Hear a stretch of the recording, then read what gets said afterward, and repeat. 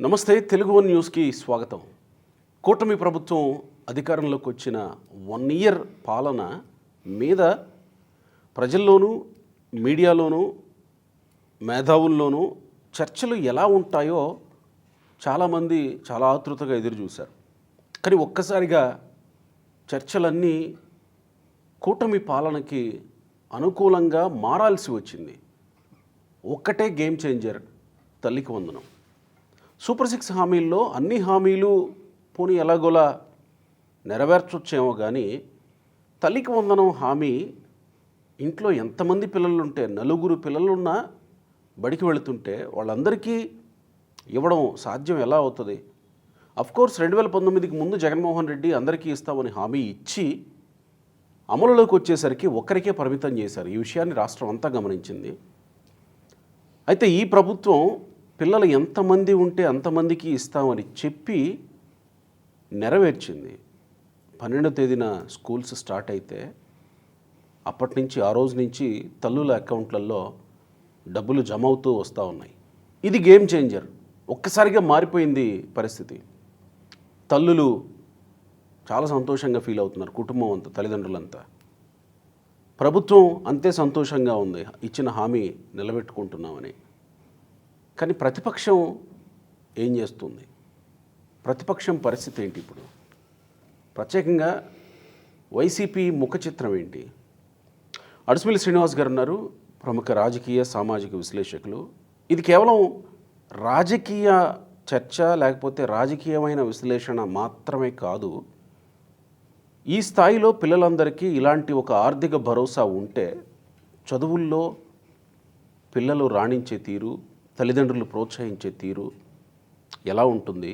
ఇంకొంచెం ముందుకెళ్ళి కొన్ని విషయాలు, చంద్రబాబు మీద ఉన్న ముద్రలు, వాటి మీద చర్చించే ప్రయత్నం చేద్దాం. నమస్కారం అడుసుమిల్లి గారు. నమస్కారం అండి.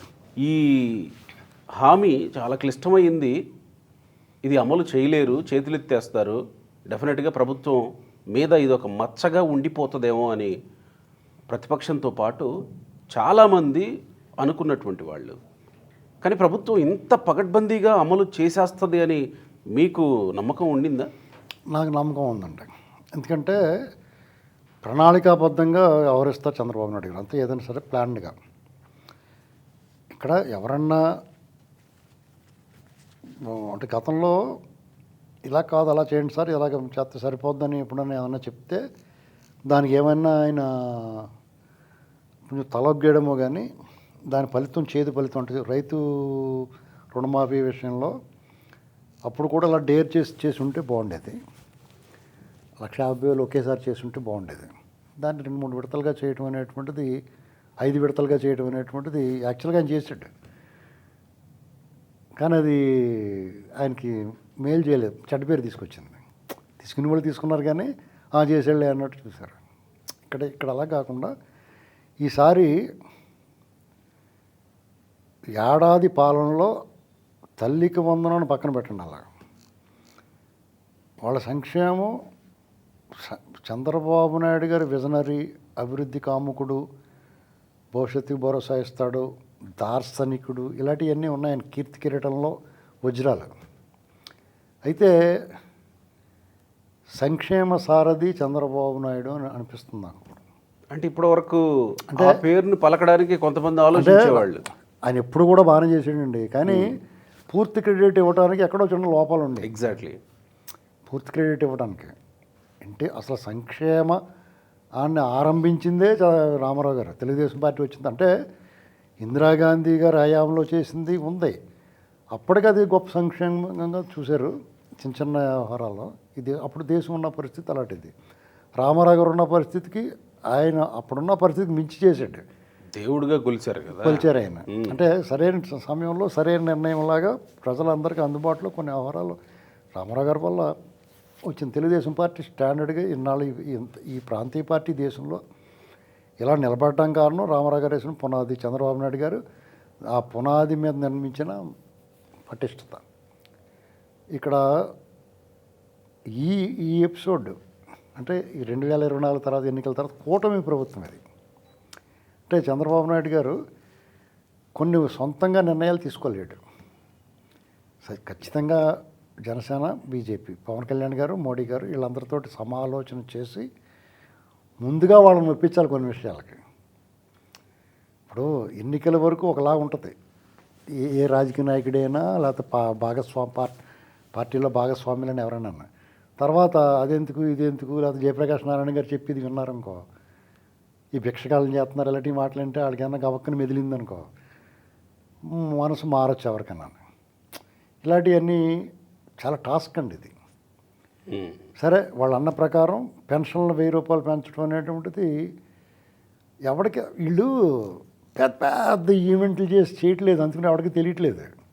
జగన్మోహన్ రెడ్డి చిన్నది ఏదైనా బట్టన్ నొక్కుతున్నాడు అనుకో, భారీ ఎత్తున బస్సులు గీసులు సిద్ధం అంటారు పెట్టేసి ఆ స్కూల్ సెలవులు ఇచ్చేసి చెట్లు కొట్టేసి నానా రభస చేసేసి విమానాలు వెళ్తుంటే కింద ట్రాఫిక్ ఆపేసి చేసేసి కూడా దాంతో అందరూ కూడా ఏంటి అని చూసేవారు. ఇప్పుడు ఎవరి దారినాలు సైలెంట్గా అయిపోతుంది అనుకోండి, ఎవడింట్లో ఉంటాడు. బయట డప్పులు కొడుతున్నారు అనుకోండి, ఏటీఎం కిటికీ తీసి చూస్తాం కదా ఏటీ అని, బయట డప్పులు కొట్టుకుని వెళ్తున్నారు అనుకో ఏంటి అని చూస్తాం. అలాగా అతను అడావుట్ చేసేవాడు. సాధారణంగా ప్రభుత్వాలకి రాజకీయ పార్టీలకి అది అవసరమే, వాళ్ళు చేసింది కూడా చెప్పుకుంటూ ఉండాలి. వీళ్ళు చాలా సైలెంట్గా చేస్తున్నారు. 1000 రూపాయలు పెంచిన మొట్టమొదటి కార్యక్రమం కూడా అసలు మామూలు కార్యక్రమం పెట్టినది. ఆ ప్రాంతంలో సైలెంట్గా ఒక ఇంట్లోకి వెళ్ళారు, ఇచ్చారు, కాఫీ పెట్టి ఆ నియోజకవర్గంలో ఒక గ్రామంలో మీటింగ్ జరిగింది, గ్రామ సభ లాగా జరిగింది. గ్రామ సభే ఎక్కడికక్కడ ఎమ్మెల్యేలు ఇచ్చుకోమన్నారు. మీకు ఇదేంటంటే అది చిన్న వ్యవహారం కాదండి, మనకంతా 1000 పెంచడం అనుకుంటున్నాం మనం.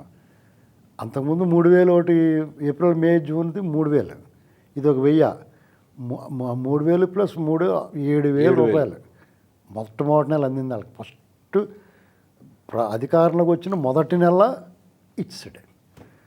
అసలు అదే ఇవ్వలేడు అనుకున్నాను నేను. ఇది మొత్తం నాకేసిపోయాడు కదా, మొత్తం అక్కడ ఏమి లేకుండానే పళ్ళు గడగక్క లేకుండా నాకెత్తారు చూడండి కొంతమంది. అలాగా సూపర్గా క్లీన్ చేసిపోయారు.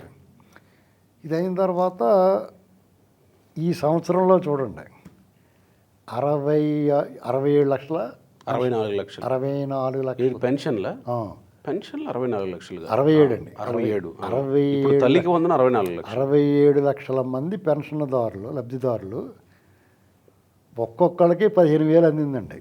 అంటే 67 లక్షల కుటుంబాలకి 15,000 లబ్ధి చేకూరింది. జగన్ హయాంకి ఈయన హయాంకి డిఫరెన్స్. అప్పుడు జగన్ లాస్ట్లో 2024 జనవరి నుంచి 3,000 చేశాడు. అంతకుముందు 2,750, 2,500 అలాగే ఇచ్చుకుంటూ వచ్చాడు. 250, 500 కొన్ని 3,000 చేసాడు కదా, ముక్కుతో మూలితో ఏదో రకంగా 3,000 చేసాడు కదా. అంటే వాళ్ళకి వీళ్ళకి వ్యత్యాసం చూసుకుంటే వెనక్కి వెళ్ళి కొలిది చూసుకుంటే కుటుంబానికి 15,000 వ్యత్యాసం, 17,000, 18,000, 19,000 అలాగే వ్యత్యాసం ఉంది వాళ్ళకి వీళ్ళకి ఇచ్చిన దానికి. అది మరి బ్రహ్మాండమైన లబ్ధి కదా వాళ్ళకి, కుటుంబానికే కదా చేరింది. దాంట్లో పెన్షన్దారులు ఉంటారు, అమ్మఒడి ఈ తల్లికి వందనం తీసుకునే వాళ్ళు ఉంటారు, రైతు భరోసా అందరూ ఉంటారు అందులో. అది కాకుండా ఈ దీపం పథకం కింద 3 సిలిండర్లు ఇస్తూ ఉన్నారు కదా, అది కూడా మొన్న మొదలు పెట్టేశారు. డిఎస్సి వేసాడు. అన్నా క్యాంటీన్లు అసలు దీని గురించి ఎవడో మాట్లాడతలేదు. అన్నా క్యాంటీన్ల గురించి అసలు ఎలాంటి పథకం అండి అది, ఎంతమందికి లబ్ధి. దాంట్లో వాళ్ళు వీళ్ళు నీ ఆధార్ కార్డు చూపించి అంటారు కదా, అక్కడ ఎవరైనా వెళ్ళి ఫోన్ చేయొచ్చు. నేను 5 రూపాయలు తినటం పాపం అనుకున్నవాడు 100 ఇవ్వచ్చు. నేను 5 రూపాయల కన్నా పెట్టలేను అనుకున్నవాడు 5 రూపాయలకి తినచ్చు. దానివల్ల ఎంతమందికి ఉపయోగం అంటే అండి, హాస్పిటల్కి వస్తారు వాళ్ళు, ఒక పట్టణానికి సమీప పట్టణానికి కానీ మండల కేంద్రానికి కానీ ఏదన్నా పని మీద వచ్చిన వాళ్ళకి వాళ్ళ పని చూసుకుని దారి ఖర్చులు పెట్టుకుని వెనక్కి వెళ్ళి రానుపోను ఛార్జీలు కాకుండా కేవలం తినటానికి టిఫిన్కి కానీ భోజనానికి కానీ 100-150 రూపాయలు అవుతుంది. ఇది కేవలం 25-30 రూపాయలతో అయిపోతుంది. అది 25-30 రూపాయలు కూడా కాదు, 10 రూపాయలతో అయిపోతుంది. ఇది ఎవరికి ఎక్కువ ఉపయోగం ఉంటాయండి, సమీప గ్రామాల్లో నివసిస్తూ పట్టణాల్లో కార్పెంటర్ పని కానీ, ఎలక్ట్రీషియన్ పని కానీ, పెయింటర్ పని కానీ, ఏదో అడ్డా మీద పని ఇలాంటివి చేసుకుంటూ ఉంటారు. ఏదన్నా రోజువారీ పనులు చేసుకునే వాళ్ళు మహిళలు కానీ పురుషులు కానీ, లేదా కూరగాయల వ్యాపారం చేసుకునేవారు కానీ, పళ్ళ వ్యాపారం చేసుకునేవారు కానీ, నిత్యం పట్టణాలు మండల కేంద్రాలకు వెళ్ళి రోజువారీ వ్యాపారాలు చేసి సైకిల్ మీద బళ్ళ మీద వీళ్ళందరికీ అది అమృత ప్రదాయని అండి. అది వాళ్ళందరికీ చంద్రబాబు నాయుడు గారు తెలియకుండా నెలకి 3,000 రూపాయలు ఒక్కొక్కరికి 3,000 ఆదా, కనీసం 2,500 2,000 పెన్షన్ ఇచ్చినట్టే అది ఒక్కొక్కరికి. రోజు వెళ్ళి వ్యాపారం చేసుకుంటారు, రోజు తింటారు అక్కడ. అంటే వాళ్ళు ఒక్కొక్కరికి 2,000 మిగిలిచ్చినట్టే కదా, 3,000 కదా, 2,000 ఇచ్చినట్టే. అంటే నెలకి 2,000 అంటే సంవత్సరానికి 25,000, 24,000. అది ఇన్విజిబుల్, కనపడకుండా లబ్ధి. అది కరెక్ట్, అది చాలా మంచి పథకం కదా. అది కాకుండా ఈ మధ్యకాలంలో ఇప్పుడు సూపర్ 6లో ఇంచుమించుకు 3 అయిపోయినాయి. ఇంక మిగిలింది 2. ఇప్పుడు తల్లికి వందనం, దీని మీద అందరికీ డౌట్. ఎవరికి? పార్టీ వాళ్ళకి కూడా. టీడీపీలో వాడికి ఎలా చేస్తారా బాబు ఇది అని చెప్పి వాళ్ళకి సస్పెన్స్ చాలామందికి. ఇంకోటి ఏంటి, జగన్మోహన్ రెడ్డి కూడా దీన్ని బాగా ప్రచారం చేశాడు. వచ్చిన మన్నాడు నుంచి నీకు 15,000 నీకు 15,000 ఇవ్వలేదు ఏంటి, అని ఏదో వీడియో కూడా తిరుగుతుంది. ఇవన్నీ చూసి అందరికీ మైండ్లో అది పెట్టాడు. అందరూ మైండ్లో పెట్టడమే కాకుండా వాళ్ళనే టీడీపీ ఇవ్వకపోయినా పర్వాలేదులే, ఇవ్వలేడు అన్న దానికి మైండ్ సెట్ అయింది వాళ్ళందరిది. ఏమి ఇస్తారులే, ఇటు తినబాటు దుబ్బిందరు నాకిందరు, ఏమి ఇస్తారో, ఏమి ఇస్తాడో, ఏమి తీసుకుంటామో అన్న టైపు జనం అందరం. ఎందుకంటే నా క్యాంటీన్ పెట్టాడా పాపం, పెన్షన్లు ఇస్తున్నాడా పాపం, ఒకటొకటి చేస్తాడు, ఈ సంవత్సరం వచ్చే సంవత్సరం చేయలేడేమో అన్నారు. మానసికంగా సిద్ధంగా ఉన్నారు వాళ్ళు. ఇవ్వకపోయినా మాకు ఇవ్వకపోయినా పర్లేదు, నాడు వద్దురా బాబు అనుకున్న లెక్కలో ఉన్నారు. కానీ జగన్ కెలికి అందరు నోడలో లైవ్లో ఉండిచ్చాడు దాన్ని. వీళ్ళు కూడా ఇస్తామని చెప్పారు, బడ్జెట్లో కేటాయించారు. వీళ్ళు జూన్ 12వ తారీఖు ఇస్తామని ఆల్రెడీ 6 నెలల క్రితం సభలో చెప్పారు. అయినా సరే వాళ్ళని విమర్శించారు. ఇది టకాల్మని ముఖం మీద పడేసినట్టు అనౌన్స్మెంట్ రేపు 12వ తారీఖు ఇచ్చేస్తామన్న తర్వాత కూడా టీడీపీ వాళ్ళు విచిత్రంగా కొంచెం నిత్య సంగీతులు కొంతమంది ఉంటారు కదా, వాళ్ళు 13,000 వేశారు. 2,000 స్కూల్ రిపేర్ నిమిత్తం ఉన్నారు. దాన్ని మీరు వేస్తే 15,000 వేయండి, లేకపోతే మానేయండి అని ఇలా రకరకాలుగా. అసలు ఆ జనం ఎంతో కొంత వేస్తే బాగుండరా బాబు అనుకుంటున్నప్పుడు మాట తప్పడం ఏంటండి. ఆడు ఒకళ్ళకి ఇచ్చాడు అది అతను 2 ఏళ్ళకి కూడా ఇచ్చాడు. మొదటి సంవత్సరం ఏమో 24 నుంచే, అతను 20 నుంచి అమలు చేశాడు. 19 వచ్చాడు కానీ 19 ఏమో లేదు, 20 నుంచి అమలు చేశాడు. 20 కరోనా అన్నారు, మళ్ళీ 21 నుంచి అమలు చేశాడు. ఇక్కడ 12వ తారీఖు పొద్దున్న అప్పుడు కూడా రకరకాల వార్తలు, ఇంకా రాలేదు వస్తాయి అని. 13వ తారీఖు పొద్దున్న చింగ్ ప్లింక్ క్వైంక్ క్వింక్ అని పడుతూ ఉన్నాయి. అందరికీ టపటపమంటాను, చిరుకులు పడినట్టు. మాకు 13,000 వచ్చింది, మాకు 26,000 వచ్చింది, మా ఒకరికైతే 52,000 వచ్చేసింది. ఒకళ్ళకి 4 పిల్లలు వరుసగా నిలబడి కూడా తీసేసాడు. వాళ్ళు పండగ చేసుకుంటే ఇప్పుడున్న పరిస్థితుల్లో వాళ్ళు డబ్బులు వస్తే, ఇది సంధికాలం అండి. పనులు ఉండవు, పంటలు ఉండవు, ఏ రకమైన ఆదాయ వనరులు ఉండవు. అది సంధికాలం. ఇది ఇలాంటి టైంలో మీకు అకౌంట్లో డబ్బులు పడతాడు. ముఖచిత్రం ఎలా ఉంటుందని అడిగారు కదా, బాగా మరిగి నూనెలు వేసిన చిన్న అప్పడం ఇంత అప్పడం అయిపోద్ది కదా, అలాగే అయిపోద్ది ముఖం వాళ్ళది. నాకు ఒక మాట చెప్పాలనిపించింది. ఇక్కడ మేము 4 పిల్లలు ఇంట్లో, అందరం చదువుకోవాలా, మా నాన్న ఒకటి పని చేయాలా, ఆయన ఏదో కూలీనాలి చేసి తీసుకొచ్చి అందరినీ చదివించాలా. సాధ్యం అవుతుందా? అవ్వదు. మా చుట్టుపక్కల ఉండే ఇళ్లల్లో పిల్లలందరి పరిస్థితి కూడా అదే దాదాపుగా. అప్పుడు ఏం చేస్తారు, ఎవరినో ఒకడిని ఆపి ఓ పనికో ఆయనతో పాటు తీసుకుపోవటం, లేదా పట్టణంలో ఇంకొక పనికి పంపించడం, ఏదో ఒకటి జరగాల. అట్లా మా రెండో అన్న మా కోసం త్యాగం చేయాల్సిన పరిస్థితి అన్నమాట. మావాడు వెళ్ళి పట్టణంలో ఏదో పని చేసి చదువు మానేసి, 4వ తరగతి ఏవో చదువుకున్నాడు, చదువు మానేసి వెళ్ళి వాడు త్యాగం చేస్తే మేమందరం చదువుకొని ఈరోజు వేరే వేరే ఇట్లా స్థిరపడ్డ ఒకళ్ళు టీచర్గా, ఇంకొకళ్ళు నేను ఇట్లా జర్నలిస్ట్గా, ఇంకొకళ్ళు వేరే అలా స్థిరపడ్డాం. వాడు ఇన్ ద సెన్స్ అన్న కాబట్టి వాడు అంటున్నా, కొంచెం ఎమోషనల్ అవుతున్నా ఆ విషయం చెప్పడానికి. వాడు మాత్రం ఇంటి దగ్గర ఏదో దొరికిన పని చేసుకుంటూ ఉండిపోవాల్సి వచ్చింది. అంటే ఒక కుటుంబంలో ఇద్దరున్నా, ముగ్గురున్నా, నలుగురున్నా ఎవరో ఒకళ్ళు త్యాగాలు చేయాల్సిన పరిస్థితి. అది చివరికి వాళ్ళని మేము ఎట్లా చూస్తామో అది భవిష్యత్తు నిర్ణయించాలి. వాళ్ళ పిల్లల్ని లేకపోతే అతన్ని ఎట్లా చూస్తామనేది. కానీ తను త్యాగం చేయాల్సి వచ్చింది. ఎందుకు? చదివించే పరిస్థితి లేదు. కానీ ఈరోజు ప్రభుత్వాలు ఇలాంటి ఒక పథకం తీసుకొచ్చి ఇంట్లో ఉన్న ఒకరికి కాకుండా అందరికీ ఇవ్వడం వల్ల ఖచ్చితంగా అందరికీ చదువుకునే అవకాశం వస్తుంది. నిజమేనండి. ఇది అందరూ మంచి జీవితాన్ని లీడ్ చేసే అవకాశం వస్తుంది. ఇప్పుడున్న జనరేషన్ పిల్లలకి చంద్రబాబు నాయుడు గారు ఈ అమ్మ తల్లికి వందనం ద్వారా చదువుకున్న పిల్లలందరూ కూడా ఖచ్చితంగా ఆయన గుర్తుండిపోతాడండి. అంటే మీరు చెప్పిన పాయింట్ నిజమే. అంటే ఇప్పుడు మీరు చదువుకున్నప్పటికీ ఇప్పటికీ సామాజిక పరిస్థితులు తేడా వచ్చినాయి. అవును. పిల్లల్ని ఎంతమంది ఉంటే అంతమందిని చదివించడానికి ప్రయత్నం చేస్తున్నారు తల్లిదండ్రులు. మోస్ట్ ఆఫ్ ద చదివించడానికి ప్రయత్నం చేస్తున్నారు. వాళ్ళు నలిగిపోతున్నారు. దాంతో అప్పులు చేయటం, రకరకాల ఒత్తిడి ఉంటుంది. అవును. ఆ ఒత్తిడి నుంచి వాళ్ళు రిలాక్స్ అవుతున్నారు. ఇప్పుడు ఆ ఒత్తిడి నుంచి తప్పుకుంటున్నారు. ఇంకోటి ఏంటంటే మీరు చెప్పిన పాయింట్లో ఇది ఏదో పేదరికం, డబ్బు లేని వాళ్ళ దగ్గరే సమస్య కాదండి. ఇది అందరి ఇళ్లలో టాప్ టు బాటం, అంటే బాగా చదువుకున్న వాళ్ళు, వ్యాపార సంస్థలు ఉన్నవాళ్ళు, ఉద్యోగస్తులతో ఉద్యోగస్తుల పిల్లలు తప్ప మిగతా వాళ్ళందరూ కూడా పెద్ద వ్యాపార దిగ్గజాల కుటుంబాల్లో కూడా మీరు చెప్పిన సమస్య ఉంటుంది. ఎలాగంటే ఎవరో ఒకళ్ళు కుటుంబం కోసం కుటుంబ బాధ్యతలు తీసుకోవాలి. మిగతా వాళ్ళు చదువుకుని వాళ్ళ స్థాయిల్లో డెఫినెట్గా వేరే, ఇప్పుడు ఒక ముగ్గురు కొడుకులు ఉన్నారనుకోండి, నలుగురు కొడుకులు, ముగ్గురు ఆడపిల్లలు ఉన్న ఒక పెద్ద ఆసాం కుటుంబం ఉంటుంది.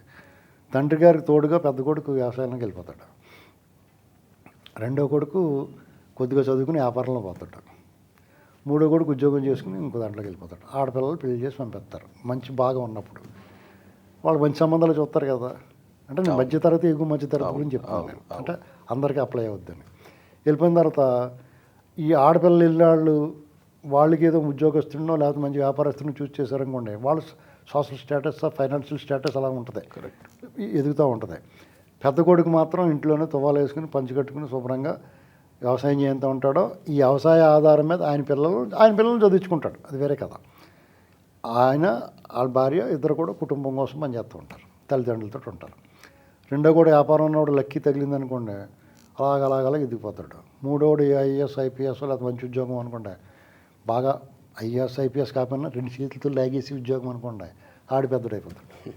సోషల్ స్టేటస్ ఇలాగే వీళ్ళు వ్యాపారంలోనూ చదువులోనూ వీళ్ళకి కొంచెం బయట ప్రపంచం తెలిసిన తర్వాత వాళ్ళు మంచి సంబంధాలు వస్తాయి. వీళ్ళకే వ్యవసాయదారు కుటుంబం నుంచి వస్తుంది సంబంధం. ఆ అమ్మాయి కూడా ఇంట్లోనే హౌస్ వైఫ్గా ఉండిపోద్ది. అవతల వాళ్ళకి ఉద్యోగం చేసే అమ్మాయి కానీ, లేదంటే బాగా డబ్బులు ఉన్న వాళ్ళు వ్యాపార దిగ్గజాల నుంచి కానీ సంబంధాలు వచ్చినాయి అనుకోండి, వీళ్ళ పిల్లలకి మధ్య వ్యత్యాసం డెఫినెట్గా ఉంటుంది. సోషల్ స్టేటస్ అన్నీ తేడా వచ్చేస్తాయి.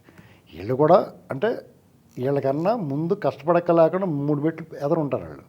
వీళ్ళు కూడా సాధిస్తారు, కష్టపడి సాధించుకోవచ్చు. కానీ తండ్రి దగ్గరికి వచ్చేటప్పుడు స్టేటస్ మారిపోద్దండి. అందుచేత ఇలాంటి ఒక పని ప్రభుత్వం చేయటం అనేటువంటిది ఖచ్చితంగా ఇది మధ్యతరగతి కూడా అప్లై చేసి ఉంటే బాగుండేది. దిగువ మధ్యతరగతి నుంచి కిందకు ఉంది. అంటే చంద్రబాబు నాయుడు గారు కూడా ఏం చేయాలంటే అండి, అందరికీ ఏదో ఒకటి నెట్ చేయాలి. అంటే మధ్యతరగతి అంటే ఎవరు అర్హులు ఉంటారో దీనికి అర్హత ఎలా నిర్ణయిస్తారండి ఎవడన్నా? ఇవాళ 300 యూనిట్లో లేకపోతే ఏసీ ఉండకూడదు అంటున్నారు. ఏసీ లేకుండా ఎవడుంటాడని చచ్చిపోతారు. ఏసీ లేకపోతేనే గోసు కొట్టెట్టుకునేవాడు చేద్దాం అనకూడదు కదా. ఇప్పుడు ఇవాళ పథకాలు తీసుకునే వాళ్ళు బట్టలు వేసుకోకూడదా? ఇది ఈ పాలసీ మార్చాలి ఈ అధికారులు. ఓకే. ఇప్పుడు నిజమే మీరు చేద్దాం అనుకున్నారు, ఎంతో కొంతమంది చేసేయండి అంతే. దాన్ని అంటే పేదరికం కొలమానంగా తీసుకోవాలి, పేదరికాన్ని కొలమానంగా తీసుకోవాలి తప్ప నువ్వు వాళ్ళకి ఎంత ఖర్చు పెడుతున్నారు అనేటువంటిది ఆ లెక్కలు అది ప్రామాణికమే కాదు అసలు. ఇప్పుడు మీకు ఇది అంటే ఖర్చు పెట్టగలిగిన వాళ్ళు ప్రభుత్వ పథకాలు తీసుకునే వాటి మీద ఆధారపడేలాంటి పరిస్థితుల్లో లేరనే కదా ప్రభుత్వాలు. మీకు ఒక విషయం చెప్పంటారు, ఆంధ్రప్రదేశ్లో పేదవాడే లేడండి. పేదవాడు ఎవడు చెప్పండి? ఉమ్. ఎవడన్నాడు పేదవాడు? కూటికి గుడ్డకు లేనివాడు. కూటి గుడ్డకు లేనివాడు అంటే 2 కాళ్ళు లేనివాడు, 2 కళ్ళు లేనివాడు, 2 చేతులు లేనివాడే తప్ప మిగతా వాళ్ళు ఎవరికైనా సరే రోజు 1000 రూపాయలు ఇస్తున్నారు కూలికి వెళ్తే. దుక్కలా ఉండి నువ్వు పని చేయగలిగితే 1000 రూపాయలు వస్తుంది, నెలకు 25,000. ఇంకా ఆడికి పథకాలు ఎందుకు ఇవ్వాలి? ఇలా బుర్ర లేకుండా కొంతమంది అధికారులు చేసి పనులు ఇవన్నీ మీరు పరిమితంగా అన్నా చేయండి. ఇప్పుడు ఏదో చేశారు, సరే ఏదో మీ లెక్కలు మీకు ఉంటే ఏదో చేసేసారు, అయిపోయింది. అసంతృప్తి అనేటువంటిది ఉంటుంది. అలాంటప్పుడు అందరికీ ఏదో ఒకటి అనేటువంటిది ఖచ్చితంగా చేయాలి మీరు. ఇప్పుడు గ్యాస్ ఉంది, దీపం పథకం కింద 3 గ్యాసులు ఇస్తాం కొంతమందికి అంటున్నారు. అలా కాకుండా ఓవరాల్ అందరికి కలిపి మేము 100 రూపాయలు మేము పెట్టుకుంటామని చెప్పండి. ఇంటికో 1200 రూపాయలు బెనిఫిట్ ఉంటుంది కదా, వాళ్ళు పూలంత ఆనందపడిపోతారు. ఆడవాళ్ళతో తృప్తి ఎలా ఉంటుందంటే, గ్యాస్ పట్టుకొస్తాడు కదా ఒక డెలివరీ బాయ్, ఆడికి 10 రూపాయలు ఇవ్వడానికి ఎడుతారు. ఎందుకు ఇవ్వాలంటారు? వాళ్ళు ఇస్తున్నారు కదా, మనం ఎందుకు ఇవ్వాలంటారు. ఆడిది అలా మోసుకుని వచ్చి అక్కడ పెట్టబ్బాయి, ఇంట్లో పెట్టి దాన్ని తగిలిచ్చి అబ్బాయి పాత తీసి ఇక్కడ పెట్టి అంటారు కదా, అంటారు కదరా. నాకు ఒళ్ళు మండిపోద్దండి, మా ఇంట్లో కూడా అంటారు అలాగా. అదేలేండి. నేను వెంటనే వాళ్ళు చూడకుండా ఇచ్చేస్తాను డబ్బులు మళ్ళీ బయటికి వెళ్ళి. ఎందుకంటే ఇది వాళ్ళకి ఆ 50 రూపాయలు ఆనందం, అది పట్టుకోలేదు పాలసీళ్ళు. అందరికీ ఏదో ఒకటి మహిళలు ఫ్రీ బస్ అనేటువంటి దాన్ని పెడుతున్నారు, కానీ దానికి మళ్ళీ రకరకాల జుట్లు ఇచ్చి కొట్టేసుకుంటాం గట్ట ఉంటుందో అక్కడ ఉండదేమో ఉన్నాను నేను. ఎందుకంటే ఒక అనుభవం ఇక్కడ చూసారు కాబట్టి జాతకం ఉంటారు.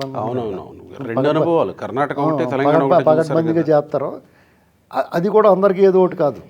మీరు అందరికీ ఏదో ఒకటి చంద్రబాబు గారు ఆలోచించి, నేను సార్కి చెప్తాను ఏదో రకంగా అందరికీ ప్రతి ఒక్కడికి, కోటీశ్వరుడా నిరుపేద ఏమైనా అనవసరం, అందరికీ. కోటీశ్వరుడు ట్యాక్స్ కట్టి కూడా ఎందుకు తీసుకోకూడదు? అటు కడుతున్నాడు కదా, ఇస్తున్నాడు కదా సమాజానికి. ఇప్పుడు దేవుడికి మనం పట్టుకెళ్ళి అరటిపళ్ళు, ఒక హస్తం అరటిపళ్ళు, కొబ్బరికాయ 2 చెక్కలు ఇస్తాం, ఒక అరటిపళ్ళు తీసి ఇస్తాడు మనకి. అది కూడా ఏమంటే ఎలా కుదురుతుంది? అవునా కదా? అది ప్రసాదంలో ఈ ప్రజాస్వామ్యము నా తోటి ప్రజలు దేవుళ్ళు అనుకున్నాడు. ప్రసాదంలో ఒక అర్పించాడు, అందులోంచి ఒక ప్రసాదం తీసుకుంటే తప్పు ఏంటంటాను నేను. ఒక కోటీశ్వరుడు జగన్లాగా మొత్తం తీసేసుకోకూడదు, కానీ అతి ఊళ్ళో పెట్టిన వాళ్ళు అందరూ పట్టుకుపోతారు జగన్లట్టుడు. అలా పట్టుకోకూడదు.